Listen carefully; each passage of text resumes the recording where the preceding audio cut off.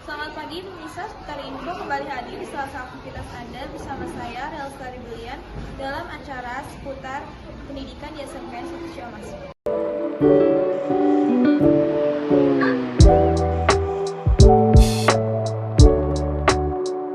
Di lingkungan pendidikan, pembelajaran di kelas merupakan salah satu aspek yang perlu diperhatikan. Namun, dalam pelaksanaannya tidak jarang muncul berbagai problematika yang dapat menghambat proses pembelajaran, seperti kurangnya minat belajar, ketidakcocokan metode pembelajaran, dan mengganggu kedisiplinan. Lalu, kira-kira gimana ya cara mengatasinya? Yuk mari simak penjelasan dari Guru BK SMKN 1 Ciamas. Kurikulum sebenarnya ada pro dan kontra gitu ya, relevan atau enggaknya. Kenapa? Karena kalau di SMK ini lumayan relevan karena siswanya ini kan dituntut untuk kreatif dan lebih berinovatif gitu ya. Jadi relevan gitu kurikulum Merdeka ini. Tapi ada juga kekurangannya gitu. Kekurangannya itu apa sih? Jadi kekurangannya itu menurut saya jadi kurangnya infrastruktur lah yang harus dipenuhi di sekolah ini gitu. Lalu selain itu juga kurangnya pemahaman atau pelatihan terhadap guru gitu ya, untuk bagaimana merelevankan kurikulum Merdeka ini gitu. Jadi ada relevannya, ada enggaknya. Alami oleh guru dan siswa gitu ya, yang saya dengar dan saya observasi dan lihat gitu ya.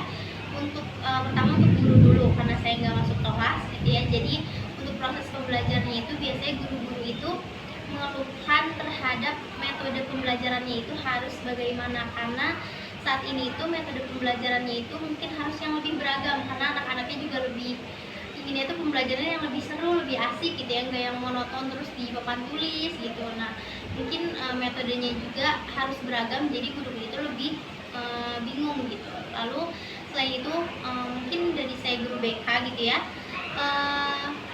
harus kesulitan itu harus memahami karakter siswa yang beragam ini gitu. Dimana ada misalkan ada siswa yang kurang sopan atau gimana, itu kita harus memahami hal tersebut. Batasan proses saat pembelajaran itu keterbatasannya apa dulu nih? Misal keterbatasannya itu motivasi siswa untuk belajar gitu.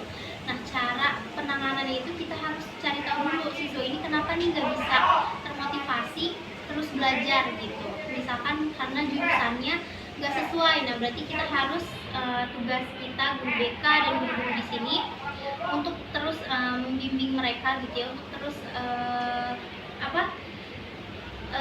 memiliki motivasi untuk belajar gitu, agar kedepannya juga dia terus semangat. Yang efektif untuk siswa belajar itu sebenarnya tergantung dari individu siswa itu tersebut gitu.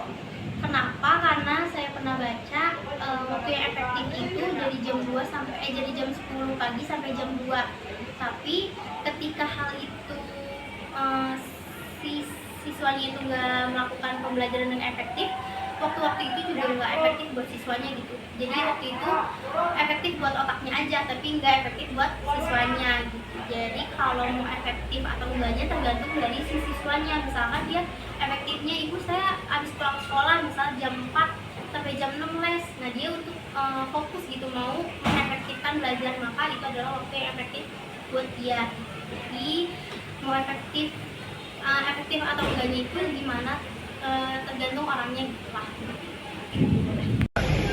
Nah itu dia tadi sedikit penjelasan dan tipsnya nih teman-teman. Sekian informasi dari saya Elsa Brilian. Izin pamit undur diri.